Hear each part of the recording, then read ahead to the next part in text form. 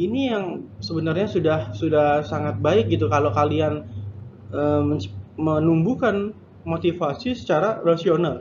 Kalian sudah analisis produknya, kalian sudah menciptakan planning produk. Jadi kalau nanti produk ini nggak laku, kalian harus lakukan apa gitu ya. Kalau kalian sudah laku dengan produk ini, kalian harus buat apa untuk menjaga konsistensi produk kalian atau usaha kalian agar tetap jalan dan mengikuti perkembangan pasar. Apa yang harus kalian lakukan?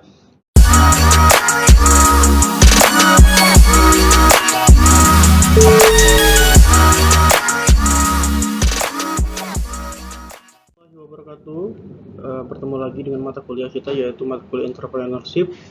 Melanjutkan dari pertemuan sebelumnya, jika kita membahas mengenai motivasi secara general atau secara umum, untuk pertemuan kali ini kita akan membahas lebih detail mengenai motivasi.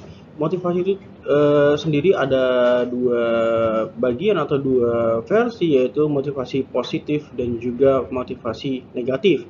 Dan dalam pertemuan ini kita akan bahas lebih detail apa itu motivasi positif dan juga motivasi negatif. Kalau kita bicara tentang motivasi positif, motivasi dapat bersifat positif dan negatif. Merasakan dorongan mengarah atau menjauhi suatu objek dan kondisi. Misalnya, lapar pergi ke restoran tetapi karena takut hujan, dia tidak jadi berangkat. Nah, jadi inilah yang membuat ada motivasi negatif dan positif dan negatif. Jadi hal-hal yang membuat orang ingin melakukan sesuatu tetapi dikarenakan ketakutannya membuat dia tidak berani melakukan atau tidak jadi melakukan apa yang dia inginkan tersebut. Padahal hal tersebut sebenarnya penting bagi dirinya, penting bagi orang-orang di sekitarnya. Misalkan kalian pengen membuka sebuah usaha nih, kalian pengen melakukan usaha baru, sebenarnya kalian yakin terhadap misalkan survei marketnya, kemudian juga analisis pasarnya, kemudian juga targetnya siapa, produknya apa yang kalian ciptakan. Tetapi karena ada orang yang mengatakan bahwa saya pernah buat produk itu, saya pernah jual produk itu dan kurang laku, akhirnya kalian takut, akhirnya kalian mengurungkan niat kalian. Nah, inilah yang membuat ada terjadi motivasi negatif yang membuat kalian, oh kalau gitu mendingan saya nggak usah buka aja gitu loh. Padahal di mana kalian sebenarnya sudah memiliki motivasi bersifat positif, yaitu kalian sudah melakukan analisis, kalian sudah yakin terhadap produk kalian, tetapi hanya karena perkataan orang lain atau pendapat dari orang lain atau sesuatu yang kalian temukan baru, informasi baru yang kalian temukan, itu menggerus semua motivasi positif kalian untuk berani mencoba dan melakukan sesuatu. Padahal itu sudah kalian analisis. Ya, nah ini yang harusnya bisa kalian antisipasi dengan cara ya sudah dianalisis. Kalau sudah dianalisis, kalian juga harus yakin terhadap apa yang akan kalian kerjakan. Nggak lagi takut terhadap sesuatu yang akan kalian kerjakan. Uh, Padahal apa yang disampaikan, kata-kata negatif itu baru dari satu orang dan baru dari satu pengalaman saja. Nah, kalian harus lebih analisis lebih banyak. Ya. Kenapa? Dengan motivasi negatif itu akan memunculkan atau menimbulkan yang disebut dengan reaksi psikologis. Ini ketika ada ancaman, muncul ketika adanya ancaman akan kebebasan perilaku. Misalnya, PLN yang ingin menaikkan harga listrik akibat kecaman konsumen. Ya, ini biasanya nih ketika PLN, sorry ini maksudnya PLN menaikkan harga listrik kemudian ada kecaman konsumennya ya. Ketika PLN menaikkan harga listrik atau Pertamina menaikkan BBM, kemudian banyaknya kecaman konsumen, itu membuat mereka jadi tidak berani tuh naikin harga gitu loh. Kan banyak tuh di Indonesia cukup sering ada rencana kenaikan, kemudian ada demo atau unjuk rasa, kemudian tidak jadi naik gitu ya. Ya inilah yang membuat ada ternyata ketika ada motivasi negatif atau informasi dari orang lain yang mendorong bahwa ada A, B, C, D, E, F ini yang justru akan membahayakan, padahal motivasi positifnya ketika menaikkan harga adalah agar tidak beban biayanya tidak semakin membesar, hutang tidak semakin banyak dan lain-lain. Nah, tapi karena adanya dorongan ini akhirnya mereka mengurungkan niat lagi.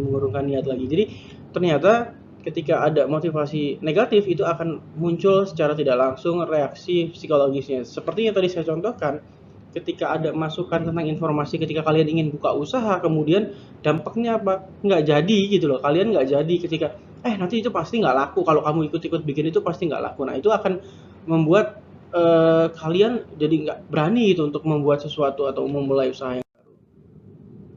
Kemudian juga ada motivasi rasional dan emosional. Motivasi rasional itu mempertimbangkan semua alternatif dan memilih produk yang memberikan kegunaan terbesar. Pemilihan didasarkan kepada kriteria objektif seperti ukuran, berat, dan harga. Nah, ini yang sebenarnya sudah sangat baik gitu kalau kalian menumbuhkan motivasi secara rasional. Kalian sudah analisis produknya, kalian sudah menciptakan planning produk. Jadi kalau nanti produk ini nggak laku, kalian harus lakukan apa gitu ya. Kalau kalian sudah laku dengan produk ini, kalian harus buat apa untuk menjaga konsistensi produk kalian atau usaha kalian agar tetap jalan dan mengikuti perkembangan pasar. Apa yang harus kalian lakukan? Pembaharuan atau inovasi apa yang harus kalian kerjakan? Ya, berpikir lebih kreatif, ya, mengasah pola pikir kalian agar bisa lebih kritis terhadap produk kalian sendiri dan dikembangkan produknya. Karena apa? Market di Indonesia ini cukup unik nih. Mereka kadang-kadang ada orang yang melihat dari kalau produknya itu berbentuk makanan, mereka nggak peduli. Biarpun mahal dan kecil, asal enak, mereka akan beli. Tapi ada banyak orang kalangan misalkan menengah ke bawah, mereka akan lebih suka yang ukurannya besar, lebih banyak jumlahnya gitu ya, dan harganya lebih murah. Ya, nah mungkin kualitasnya pasti akan tidak lebih baik daripada yang kecil dan mahal. Tapi itu tadi kembali lagi kepada target market kalian itu siapa. Kalau kalian mau menciptakan suatu produk dan mau melemparnya ke pasar, kalian harus tahu, oh produk saya itu untuk kalangan menengah ke bawah. Produk saya untuk kalangan menengah ke atas. Atau produk saya untuk semua kalangan itu bisa diterima. Nah ini yang harus kalian analisis sehingga apa? Kalian bisa menciptakan yang disebut tadi dengan motivasi rasional. Kalian mempertimbangkan semua alternatif dan memilih produk yang memberikan kegunaan terbesar. Jadi yang dijual adalah manfaat produknya itu lebih besar daripada bentuk atau tampilan produk itu sendiri. Kalau motivasi emosional apa? Yaitu tujuan yang didasarkan kepada kriteria subjektif, gengsi, takut, afeksi, atau kebanggaan. Didasarkan kepada kebutuhan dan perilaku sebelumnya. Nih, motivasi emosional ini biasanya apa ya? Kita lebih kepada ikut-ikutan, kita buka usaha karena untuk menciptakan bahwa kita seseorang yang hebat loh gitu loh. Ada yang seperti itu. Jadi akhirnya apa, dia tidak pertimbangkan produk-produk yang dijualnya, dia tidak pertimbangkan produk-produk yang dipasarkan, sehingga apa, hasil dari penjualan atau usahanya itu bisa jadi tidak maksimal. Kenapa? Dia tidak analisis marketnya siapa. Yang penting gue buka usaha, jadi kalau ditanya teman-teman gue udah punya di usaha. Nah ini akan sangat berbahaya. Kenapa? Bisa jadi ini tidak akan sustain. Dampaknya itu apa? Karena kalian nanti misalkan buka usaha sudah rekrut karyawannya pasti akan diberhentikan, dan itu justru akan memperburuk keadaan gitu. Misalnya tadinya dia karyawan tersebut sebenarnya sudah ditawari tempat lain, kemudian mengambil bekerja di toko kalian, dan kemudian ternyata usahanya tidak baik, kalian manage tidak baik, itu juga akan merugikan sebenarnya banyak orang gitu loh. Jadi kalau kalian yakin terhadap sesuatu yang ingin kalian kerjakan, maka kalian harus analisis dulu. Nggak boleh kalian langsung oke ikut aja, nekat aja. Nekat boleh, tetapi harus dipertimbangkan dengan cermat ya. Bukan berarti orang yang berpikir dengan cermat kemudian melakukan analisis juga menjadi lambat, enggak. Tapi juga tidak boleh terburu-buru tanpa melakukan analisis, melakukan analisis baik itu kekuatan, kelemahan, peluang maupun ancamannya semua ya. Kalau di ilmu ekonomi itu ada yang disebut dengan analisis SWOT ya. Nah itu yang harus kalian pastikan dan kalian cek. Kemudian ada irasional versus rasional bagi yang melakukannya. Misalnya, ini contoh ya, bedah kosmetik untuk terlihat awet muda, biayanya yang mahal, perawatan rumah sakit, obat merupakan hal yang irasional, tetapi bagi konsumennya merupakan hal yang rasional untuk mendapatkan tampilan awet muda. Kalau mungkin bagi cowok-cowok nih, kenapa sih gitu loh? cewek-cewek ini harus melakukan perawatan yang mahal gitu ya, terapi yang mahal, yang inilah, yang pembersihan ini, yang skincare harganya segini dan lain-lain. Ya itu mungkin buat bagi pria banyak yang mengatakan, lah ngapain gitu loh, ngapain sih harus ngabisin uang yang banyak gitu, kenapa sih harus ngabisin waktu yang lama gitu loh untuk melakukan perawatan-perawatan seperti itu. Tapi di sisi wanita dia ya rasional, saya ingin tampil cantik agar pasangan saya tetap selalu ada di samping saya gitu, agar saya tetap mendapat perhatian, agar karir saya menunjang karir saya dan sebagainya. Nah ini eh, akan menimbulkan pertentangan gitu loh. Ada juga perempuan yang misalkan nggak pernah melakukan perawatan dan lain-lain, ngapain sih gitu loh. Kalau perempuan cantik ya tampil apa adanya, nggak usah pakai ini itu. Padahal itu tadi, setiap orang punya kebutuhan, asal hal-hal kebutuhan itu memang tidak berlebihan gitu ya. Jadi disesuaikan lagi dengan apa, kenapa dia melakukan itu, ya. Kenapa dia harus melakukan itu? Kenapa dia memilih jalan itu ya? Itu tadi kembali lagi kepada kebutuhannya. Jadi nggak bisa disamakan, oh saya aja nggak bisa ya. Mungkin pekerjaannya berbeda nih dengan orang-orang yang melakukan ini, atau lingkungannya berbeda nih dengan orang-orang yang melakukan ini. Nah ini jadi irasional dan rasional ini, jadi ada yang mengatakan itu hal negatif, ada yang itu ya biasa saja gitu, tergantung lagi kepada lingkungan dan siapa orang yang diajak bicara. Kemudian ada dinamika motivasi, kebutuhan yang tidak terpenuhi tidak secara maksimal. Contohnya kebutuhan makan dalam satu hari, ya, kebutuhan transportasi.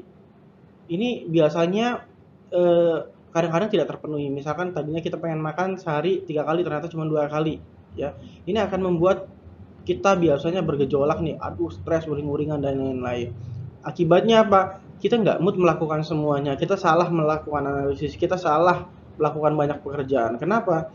Ya kita lapar gitu. Walaupun misalkan kita makan 3 hari sekali, tapi kita nggak cocok dengan makanannya. Akhirnya kita juga nggak mood gitu loh. Transportasi sama misalkan. Mau berangkat dari kantor ke tempat kerja, tiba-tiba misalkan kalau kalian naik transportasi umum, susah nyari angkutannya, akhirnya kalian datang terlambat. Atau kalau kalian naik transportasi pribadi, bannya bocor, macet dan sebagainya. Ini akan menciptakan dinamika motivasi misalkan dalam bekerja, ya. Tadinya kalian semangat positif bisa jadi negatif, jadi bisa berubah-ubah gitu tergantung dengan situasinya. Nah, ini memang terjadi di dalam tubuh diri kita. Jadi, kalau kalian mau melakukan usaha, apapun itu coba kalian manage emosi yang ada di dalam diri kalian, ya. Sehingga apa? Emosi positif yang ada di diri kalian itu bisa kalian manage sehingga tidak keluar secara berlebihan. Boleh marah, boleh diluapkan, tetapi jangan sampai mengganggu pekerjaan kalian. Dalam hal ini misalkan kalian punya usaha, ya, yang langsung bertemu dengan konsumen kalian, kemudian kalian melayani dengan tidak baik, bisa jadi itu adalah kesempatan terakhir bagi kalian melihat konsumen tersebut. Kenapa? Mereka mungkin sakit hati, mereka marah dan lain-lain. Kalian harus tetap bisa menjaga emosi kalian sendiri. Kemudian kebutuhan baru muncul ketika kebutuhan lama terpenuhi. Kebutuhan baru yang lebih tinggi muncul ketika kebutuhan lama lebih rendah terpenuhi. Ya. Kalau kita tadinya misalkan punya kendaraan nih, naik motor gitu. Saya butuh berangkat kerjanya naik motor ya cukup. Tapi setelah cukup lama kalian naik motor, pasti kalian pengen, oh saya pengen punya mobil nih gitu. Mobil yang tipe A. Nanti setelah kalian punya tipe A, kalian pengen mobil tipe B. Terus naik. Kenapa? Kalau kalian punya mimpi, kalian punya harapan terus-menerus, maka kalian akan semangat untuk bekerja. Ini secara tidak langsung juga akan mengasah dan menciptakan harapan-harapan baru buat kalian agar nggak lagi stuck pada satu mimpi. Jadi kalau mimpi kalian sudah selesai, maka kalian tidak punya harapan atau asa lagi untuk melanjutkan kehidupan yang lebih baik. Makanya kalau ada satu kebutuhan baru itu pasti. Kalau kalian memiliki pendapatan yang lebih banyak, pasti akan memunculkan kebutuhan yang lebih banyak juga. Ya. Jadi kalau kalian punya usaha yang tadinya laku dengan 1, 2, 3, 4 menu, maka kalian pasti akan mengembangkan lagi menjadi 5, 6, 7, 8 menu. Jadi ini akan menciptakan terus inovasi, menciptakan hal-hal baru, temuan baru terhadap produk-produk kalian. Ya kalaupun nanti yang produk tambahnya kurang laku, ganti lagi yang baru, ganti lagi yang baru terus. Karena apa? Kalian ingin nantinya bisa mengembangkan usaha kalian lebih banyak, sehingga target dengan menu yang lebih banyak, misalkan dengan produk yang lebih banyak, maka pasar atau konsumen kalian bisa lebih luas gitu ya. Kemudian kegagalan dan kesuksesan. Orang yang sukses mencapai tujuan akan menentukan tujuan baru yang lebih tinggi, yaitu tingkat aspirasinya. Tadi sudah saya jelaskan, setiap orang pasti punya mimpi yang baru dan pasti akan menciptakan mimpi yang lebih besar lagi. Nah, ini kita skip aja. Nah, ini tujuan pengganti frustasi. Ketika individu tidak dapat mencapai tujuan, maka perilaku akan diarahkan kepada tujuan pengganti untuk mengurangi tekanan. Ya, frustasi kegagalan individu, kurang finansial atau keterbatasan fisik, atau halangan lingkungan, bencana alam. Jadi, terkadang kalau kita gagal melakukan sesuatu, oke deh, yang sangat simpel nih, ada teman-teman kita mungkin yang tadinya ikut tes di perguruan tinggi negeri. Nah, mereka gagal. Pasti di awal ketika gagal itu mereka sangat sedih, apalagi kalau teman-temannya masuk semua di sana, satu gengnya masuk semua di sana. Nah, lalu apa yang akan dilakukan? Ya, solusinya adalah ya mencari alternatif, yaitu di PTS. Hal ini untuk mengurangi tekanan. Kalau dia daripada dia nggak kuliah sama sekali, maka dia akan mendapat tekanan lagi dari teman-temannya, kok dia nggak kuliah, kenapa gitu loh. Tapi kalau sama-sama kuliah masih oke lah gitu lah. Jadi walaupun mungkin secara gengsi nggak sebaik kalau teman-temannya kumpul yang di PTN, tetapi seenggaknya kalian harus buktikan bahwa capaian utama yang tidak berhasil itu bukan menghalangi mimpi besar kalian, ya. Jadi belajar yang baik, kemudian temukan rekanan, temukan jaringan, ambil banyak pengalaman untuk menciptakan dan menjalankan mimpi besar. Oke, tadi tujuan yang pertama gagal, mimpi kalian harus bisa diwujudkan. Nah, jadi walaupun nantinya ada alternatif yang harus kalian ambil, ya itu tidak keluar dari jalur untuk menuju mimpi besar kalian itu sendiri. Nah, karena apa? Jika terus-menerus gagal mendapatkan tujuan primer, maka tujuan pengganti dianggap sebagai tujuan primer. Tidak sanggup beli mobil baru, puas akan mobil lama. Sama. Jadi kalau kalian misalkan gagal untuk menciptakan sebuah usaha yang baru, tadinya misalkan jualan ayam geprek, kemudian pengen ikut-ikutan jualan minuman atau es buah yang prasmanan nih gitu. Gagal, ya sudah, kita balik lagi ke ayam geprek. Padahal targetnya saya pengen banget nih jualan yang minuman yang lagi rame, ternyata gagal. Ya sudah, kita akan kembali lagi ke produk yang lama. Itu akan membuat tujuan kalian tadinya ya sudahlah diabaikan, kalian lebih yakin dengan tujuan yang sekarang sudah kalian punya gitu, yang sudah kalian jalankan gitu. Itu akan dirubah, kalian akan membesarkan yang pertama tadi. Sama kalau kalian kuliah mau ambil PTN kemudian gagal, PTS akan jadi tujuan primer kalian. Kalian akan selesaikan sampai selesai dan untuk menjalankan sampai dengan selesai, sehingga mimpi kalian pun akan kalian wujudkan melalui kaki yang di PTS tadi, bukan mimpi kalian bukan harapan di awal yang kalian inginnya di PTN gitu ya. Nah, seperti itu. Jadi ada banyak sekali motivasi, ada dinamikanya, ada positif, ada negatif, ada irasional dan rasional, kemudian juga ada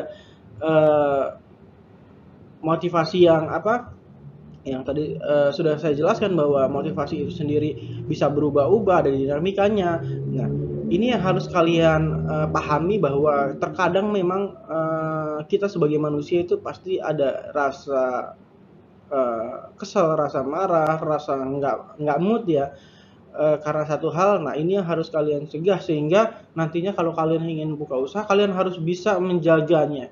Kalian boleh marah, tetapi untuk diri kalian sendiri atau di dalam internal, tapi tidak boleh pernah tampilkan kekesalan kalian itu di luar.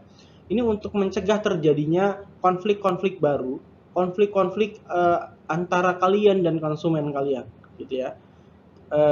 Baik, saya rasa cukup sampai di sini saja. Kalau ada yang mau ditanyakan boleh, silahkan kalian komen di kolom komentar, atau kalau mau ditanyakan juga boleh di WA grup. Terima kasih. Wassalamualaikum warahmatullahi wabarakatuh. Mohon maaf apabila ada salah-salah kata. Selamat pagi, siang, atau malam bagi kalian yang menyaksikan.